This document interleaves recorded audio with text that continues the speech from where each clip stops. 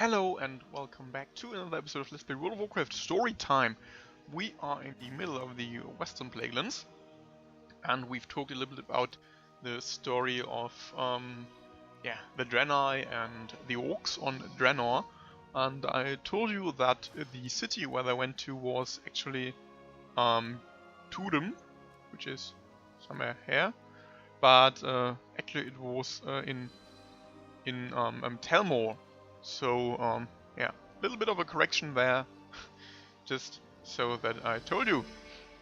Let's say what Lindsay Raven's son has to tell us. You are... Bianco, the Dark Lady watches over you. Darrington and his men don't know it, but it was I who ordered the plaguing of Felstone Field. We need this area for practice. If we are to win this war for Enderhall, we need to use our newest, most versatile weapon. Valkyr.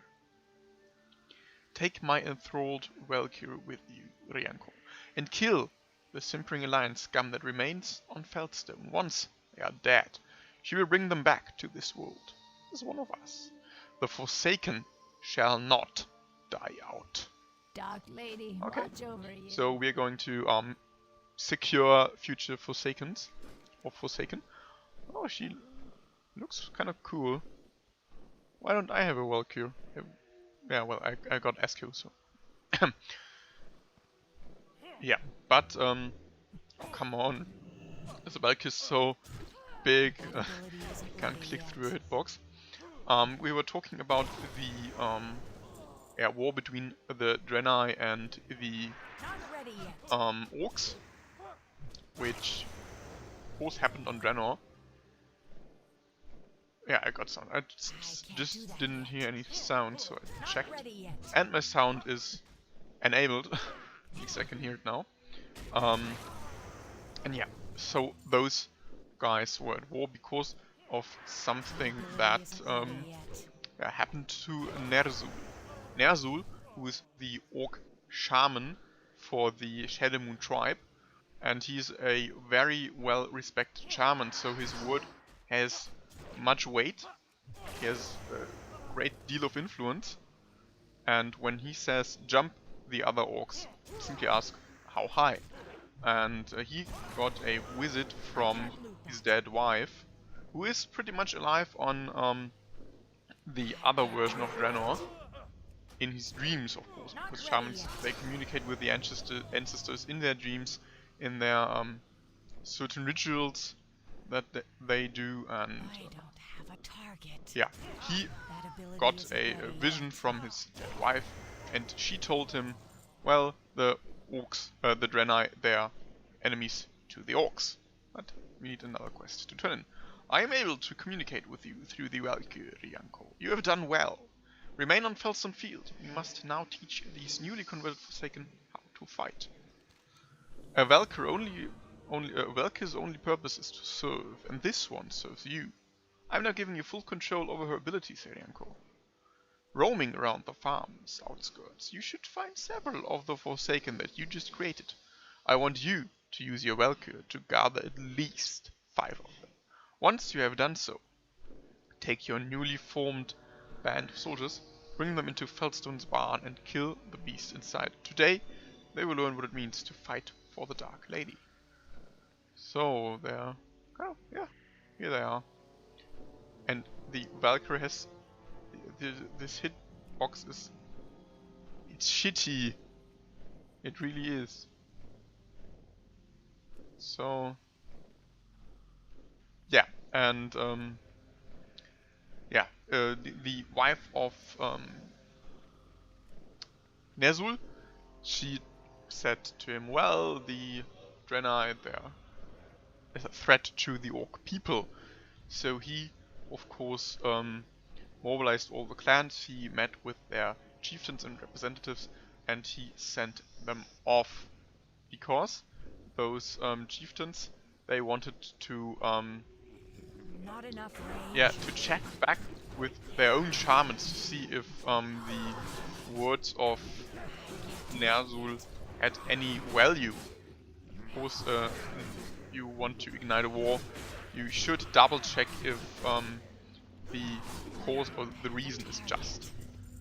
And yeah, the great Mother Gaia, who still resides in Nagrand, in both versions of Nagrand actually, she told the others, well, yeah, I talked to the ancients, the ancestors, and the ancestors said, yep, pretty much what Ner'zhul said. Well, none of them knew that these ancestors they spoke to were also, yeah, Kil'jaeden in disguise. And another quest to turn in. Hello. When Kultira gives his word, I will bring these Valkyrie to Andor. We will win. And yet another piece of Lordaeron will fall to the might of the Forsaken. Okay, what do we get? Mail. Could we use that? Is that actually good? I don't know. Hagan? Yeah, come on. Trust no one. I have no further training for you. Continue east to the Mender's stead for now. You will be summoned when the battle for Andorhell commences. Hopefully Kultira doesn't wait too long. So, yeah, they were pretty much asserted in their assumption that the cause for the interracial war was a just one, and yeah, out of the blue, those orcs attacked the Draenei. But yeah, Draenei of course didn't go down without a fight, and Valen, who is always the emissary of the light and of good and stuff, he of course thought, well, the orcs, they were peaceful, and now they attack us without reason, so let's check what has happened there. He tried a diplomatic way and tried to meet up with Ner'zhul on Oshugun, which is a sacred place for both the Draenei people and the orcs, because the ancestors of the orcs, they gather at Oshugun. Yeah, and now we got another few of the quests to turn in and get. Welcome, warrior. As you can see, our camp is a joint expedition between Argent Crusade members and Cenarian Circle Druids. But we welcome all who wish to help heal the land. May your days be No longer long does and your Scourge hardships hold this few. area. We, the living, are retaking Lordaeron. We have taken great strides already. As you have already seen, the earth flowers, the trees grow tall and green, and the wildlife is beginning to return, and a few remnants of undeath remain. While the trees and grass prosper, the animals are struggling. Something is preventing them from healing, and I intend to find out what. Bring me samples from the plagued wildlife so we may study them more closely. Dionys Aka. How may I aid I am you? Adrian Tauhide, a druid of the Cenarian Circle. You can thank us for healing this land where once there was only death.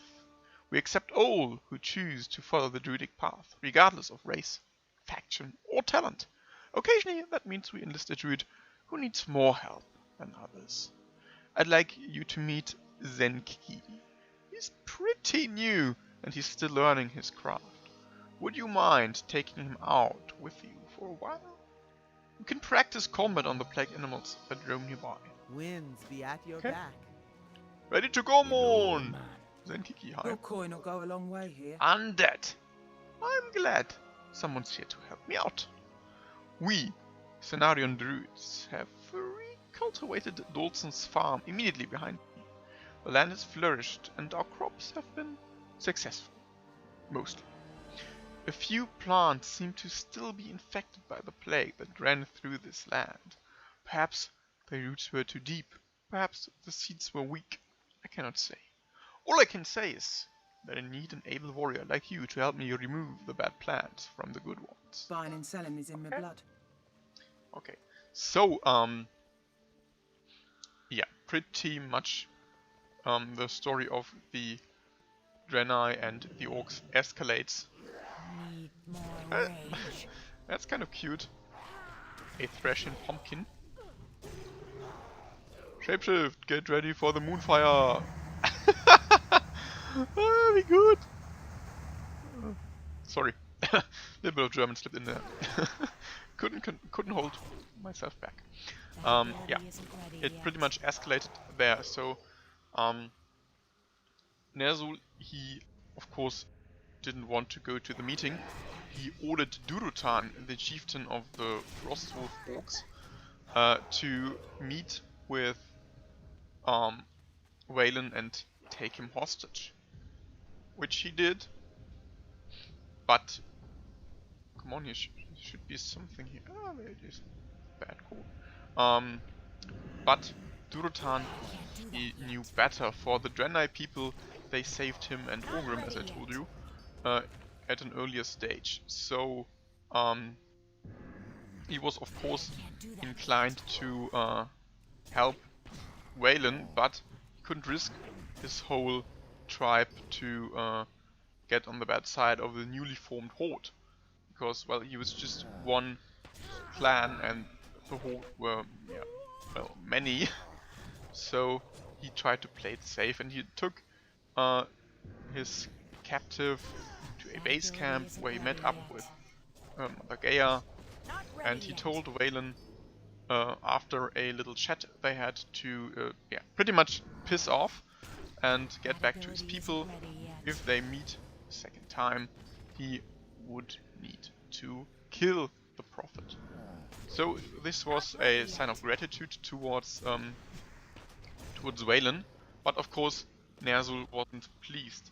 But Durotan of course had a response for that. He said, well, if you wanted that captive, you should have gone yourself. He tried to do the honorable thing, and what happened next to the Draenei people can only be described as genocide. But at some point where Kil'jaeden, he dropped his disguise in the form of the dead wife of Ner'zhul. He told Ner'zhul that he was working with, or she was working with a god, and this god would like to reveal himself to him. This god, of course, was Kil'jaeden, so he took on his normal form and engaged with Durotan, with Ner'zhul from that point onwards in his normal demon form.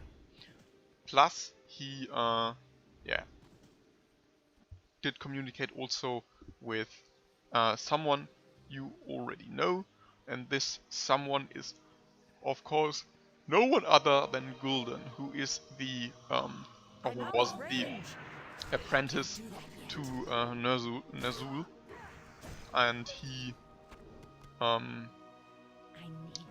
was a little bit on a different path than Ner'zhul, as we all know. Because Ner'zhul, at some point, he felt that Kil'jaeden couldn't be a god, because he was afraid of this so-called god whenever he failed, which is something that yeah, he shouldn't feel if this was a benevolent god. So he kind of doubted Kil'jaeden, so he went to Oshu'gun. He went to yeah, do a sacred ritual in which he tried to communicate with the ancestors, and the ancestors, they were silent. He had no yeah, no means of contacting them, and when they finally reacted, it was his dead wife that spoke to him about the thing that he had done. He had doomed his own people, and he, of course, as a chieftain and shaman of the Shadow Moon clan, he tried to yeah, make things right. Of course, making things right when you contacted a powerful demon such as Kil'jaeden, it's of course not so easy to redeem yourself, and he tried his best, but ultimately he was betrayed, and not by the one called the Betrayer, but by his own apprentice, who already knew that Kil'jaeden wasn't a god, that he was a demon, and he didn't care. Gul'dan was only interested in himself and in his own gaining of power, so he didn't need to be manipulated. Kil'jaeden simply told him, do that and you'll get power, and he did. So he, Far away. in turn, I can't do that yet. yeah, turned his back on Ner'zhul. He betrayed him. He became the first, yeah, not actually war chief, Not because ready he yet. um That ability is yeah, all I wasn't yet. in that position, but he put Blackhand in the position of first war chief of the Horde, and he yeah, controlled the Horde from the from behind the curtains. So now there was only one thing to do. He needed to enthrall the rest of, well, orc kind, I think is the correct word. And to do that, he summoned the most trusted lieutenant of Kil'jaeden's. Of course, we're talking about Manoroth, who we already talked about in the War of the Ancients. He was there also, and now he was giving his blood to the orcs so that they would be corrupted and, yeah, raged across the land. The first one to actually drink the blood of Manoroth was none other than Grom Hellscream, who immediately, well, became he was infamous before, but he became even more infamous with his yeah, cruelty and, well, his berserker rage. Let's call it berserker rage. Yeah, so the first one was the chieftain of the Warsong clan, and later, of course, the Warsong clan still is a huge factor in the Horde right now, or at least in our Horde, and of course also in the Iron Horde, because it all started back then. It all started with Grommash Hellscream drinking the blood of Manoroth, and when he drank blood he turned green, was corrupted, but he gained also a significant amount of strength and the blood haze. His eyes turned red, and he could distinguish friend from foe for a time. Okay. Yeah, that's pretty much what happened in between the extermination of the Draenei people in Draenor. I can't do that But yet. the orcs, they had a long way to go. First, I think they attacked the Black Temple, or the Temple of Karabor as it was called back Not then. ready yet. And That ability there's isn't actually a ready little bit yet. of a trailer for the patch 2.1, which I will cut in right here. So the trailer is, I think, 3 to 4 minutes long. If you have already seen it, simply rewatch, enjoy, and I will get back to you in the next episode. So yeah, have fun with the Black Temple release trailer. Have fun with the lore that is yeah, in this trailer, and we will talk about the lore in the next episode. So see you then, TTFN. Ta-ta for now.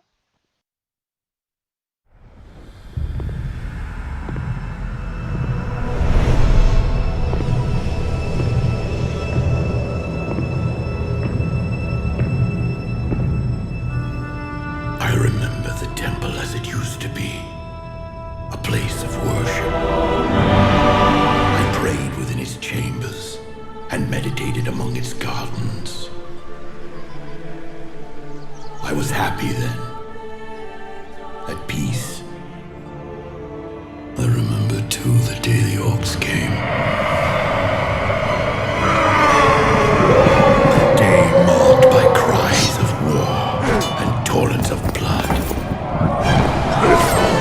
when terrified women and children huddled in darkened corners. I led many to safety, but many more paid the ultimate price.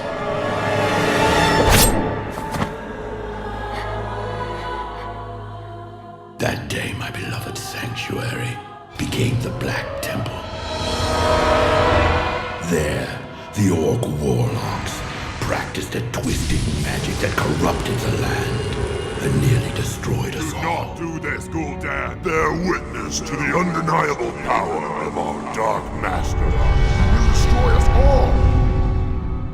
Even after the Horde's reckless sorcery tore the planet apart, my people were unable to find a lasting sanctuary.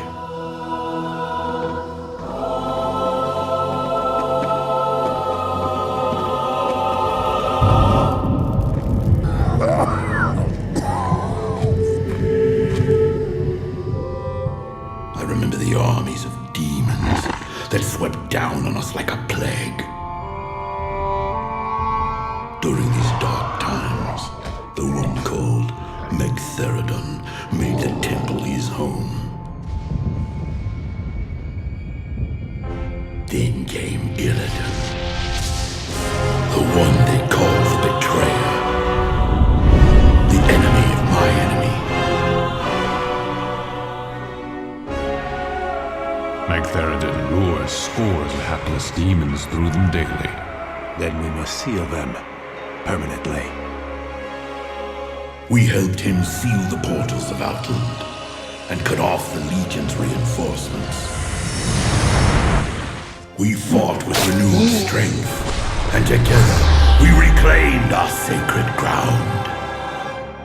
I think part of me knew, even then, that the Black Temple had only traded one evil master for another. I prefer to remember the temple as it used to be, not the abomination it has become. My soul bears the burden of my misjudgment, but I have been patient. I have been waiting, and when the time is right, the betrayer will become